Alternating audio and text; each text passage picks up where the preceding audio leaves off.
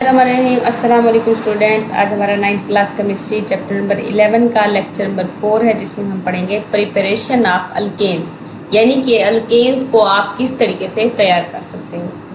तो ये एक सोचने की बात है कि अगर आपके पास जो है ना एक चीज़ बल्क फॉर्म में मौजूद है, यानी कि एक जो है ना बड़ा जो है आपके पास एक समझ लो एक पत्थर मौजूद है आपके पास। अब जो आप जो है ना उसको बेच रहे हो, आपके पास जो ग्राहक आते हैं वो कहते हैं भाई हमें तो इसके छोटे छोटे पीसेस चाहिए, ये बड़ी चीज़ तो नहीं चाहिए। तो आप क्या करोगे, उसको जो है ना उसके पीसेस करवा लोगे और उसको जो है ना बेचना शुरू कर दोगे। जाहिर बात है उसको जो है ना ऐसे खामखा ज़ाया होने के लिए नहीं रखोगे। तो हाइड्रोकार्बन्स का भी यही केस है कि इनके जो बड़े मॉलिक्यूलर मैसेज वाले जो कंपाउंड्स होते हैं, यानी कि बड़े जो हाइड्रोकार्बन्स होते हैं, उनकी डिमांड कुछ ऐसे हैं, उनकी डिमांड जो है ना बहुत कम है। और जो छोटे हाइड्रोकार्बन्स हैं वो भी कुछ ऐसे हैं जिनकी डिमांड जो है ना उनकी निस्बत ज़्यादा होती है।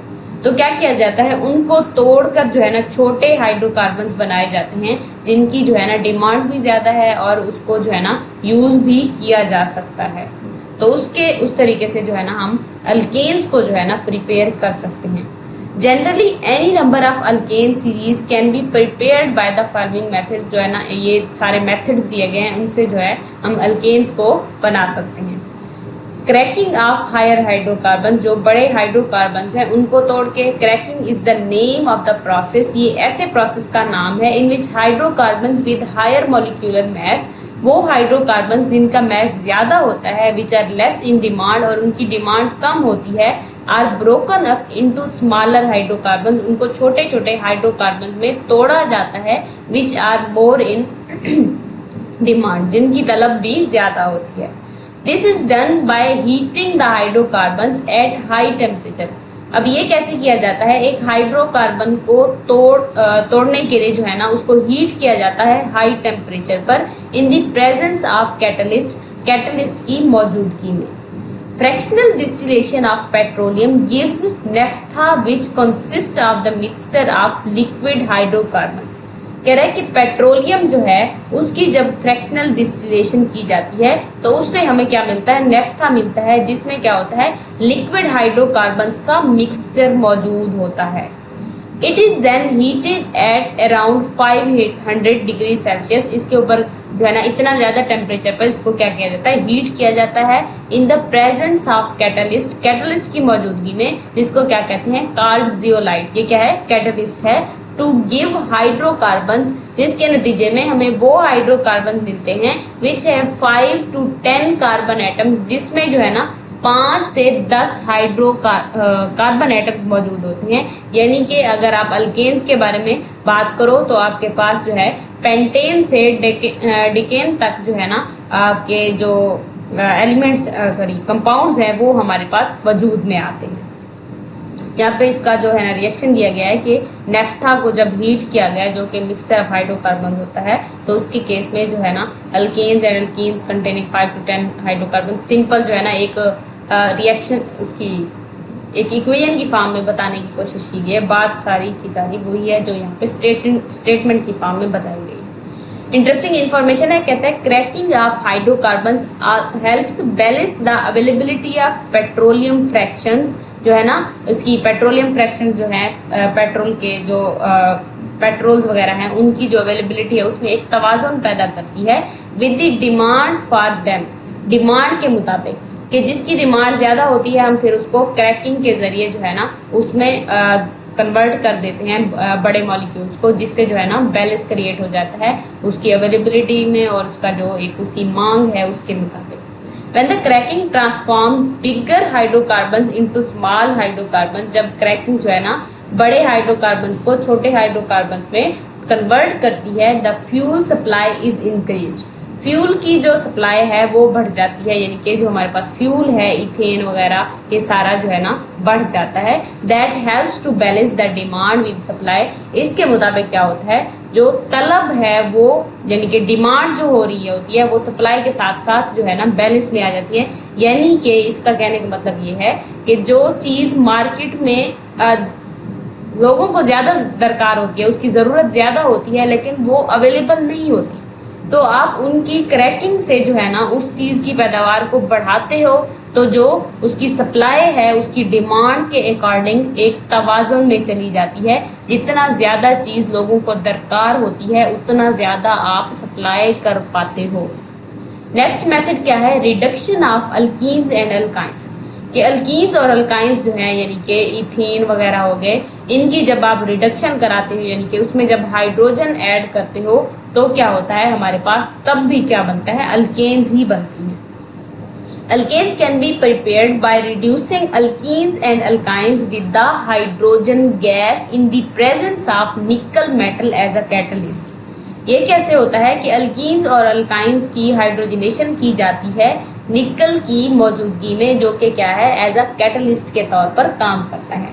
Methane can not be prepared by this method. Methane को जो है इससे प्रिपेयर नहीं किया जा सकता, क्योंकि इसके पीछे रीज़न क्या है कि मीथेन के गैस में जो है ना एक ही कार्बन एटम होता है, तो मीथेन कभी भी ऐसे नहीं बनाई जा सकती कि दो ऐसे का, क्योंकि जो हाइड्रोजनेशन की जाती है वो तब की जाती है जब दो कार्बन एटम्स के दरमियान डबल या फिर ट्रिपल बॉन्ड हो।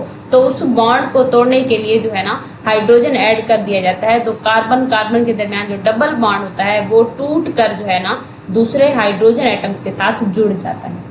तो मीथेन की केस में क्या है, कार्बन ही एक है, कोई ऐसा कार्बन है ही नहीं जिसके साथ उसने डबल या फिर ट्रिपल बॉन्ड बनाया हुआ हो, तो इसलिए जो है उसको जो है ना हम हाइड्रोजनेशन से अचीव नहीं कर सकते। The reaction is also called hydrogenation of alkenes and alkynes. ये जो मेथड है इसको हाइड्रोजनेशन ऑफ अल्कीन्स या फिर हाइड्रोजनेशन ऑफ अल्काइंस भी कहा जाता है, उस ग्रुप के पर्सपेक्टिव से कि जो रिएक्शन के तौर पर यूज किया जा रहा है वो अल्कीन है या फिर अल्काइन है। And is an example of addition reaction, और इसको ये एडिशन रिएक्शन की मिसाल है, यानी कि इसमें जो एक मॉलिक्यूल है वो ऐड किया जा रहा है दूसरे में। An addition reaction occurs when hydrogen gas is added to an unsaturated compound। ये कब होता है, जब एक हाइड्रोजन गैस जो है ना उसको एक अनसैचुरेटेड कंपाउंड में ऐड किया जाता है। अनसैचुरेटेड क्या होता है, जिनमें एक किसी दो कार्बन एटम्स के दरमियान डबल या फिर ट्रिपल बॉन्ड। यहाँ पे एग्जांपल है इथीन की, इनमें क्या है, डबल बॉन्ड मौजूद है कार्बन एटम्स के दरमियान।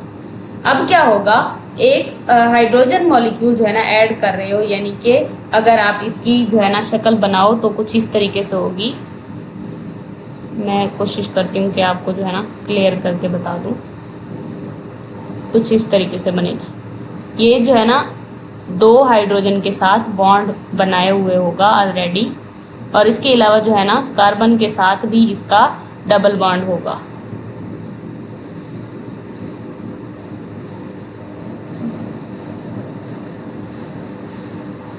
कुछ इस तरीके से होता है। तो CH2 आपस में एक दूसरे के साथ डबल बॉन्ड है, तो क्या होगा, एक हाइड्रोजन गैस जो उनके H2 जो है ना इसमें ऐड किया जाएगा, तो क्या होगा, ये वाली चीज़ जो है ना, ये वाला बॉन्ड जो है ये टूट जाएगा। एक बॉन्ड टूटेगा, दोनों नहीं टूटेंगे। तो ये जब टूटेगा तो क्या होगा, इनके दरमियान, इनकी वजह से जो इलेक्ट्रॉन्स थे वो क्या हो जाएंगे, खाली हो जाएंगे, अपने अपने शेल्स में चले जाएंगे बॉन्ड टूटने की वजह से। ये ऊपर जो आपने देखा है, इसको ज़रा मैं दिखा के बता दूं आपको। तो क्या होगा, जब ये टूटेगा ये वाला बॉन्ड, अभी समझो ये वाले दोनों हैं ही नहीं, ऐसे समझो। तो इस केस में क्या होगा, सिर्फ और सिर्फ ये वाली चीज़ है, ऐसे इस तरीके से ये वाला केस समझो। तो क्या होगा, ये वाला डॉट और ये वाला डॉट ऐसे का ऐसे जो है ना आपके पास मौजूद होगा, यानी कि ये बॉन्ड बनाने के लिए तैयार होगा। ये बाकी तो कंप्लीट हो जाएंगे ना, ये दो बॉन्ड बन गए, ये वाला इसके साथ और ये इस हाइड्रोजन के साथ, यहाँ पर ये इस हाइड्रोजन के साथ और ये वाला इस हाइड्रोजन के साथ। तो ये दोनों जो है ना एज आ लॉन पेयर भी कह सकते हो, लॉन पेयर तो नहीं, खैर ये बॉन्ड बनाने के लिए तैयार हो जाएंगे। अब जैसे ही आप क्या करोगे, H2 गैस को जो है ना इसमें इंसर्ट करवाओगे, तो वो क्या करेगी, आपस में टूट कर जो है ना HH बॉन्ड जो होगा वो टूट कर इसके साथ एक हाइड्रोजन इसके साथ बॉन्ड बना लेगा और एक हाइड्रोजन इसके साथ बॉन्ड बना लेगा। तो इसको क्या कहते हैं, एडिशन ऑफ हाइड्रोजन। इस तरीके से जो है ना हाइड्रोजन को इसमें ऐड किया जाता है। होप सो आपको क्लियर हो गया होगा। अगर आपको कन्फ्यूजन हो रही है तो आप कमेंट सेक्शन में पूछ सकते हैं। नेक्स्ट है इथाइन, जिसमें क्या है, दो कार्बन एटम्स के दरमियान ट्रिपल बॉन्ड है।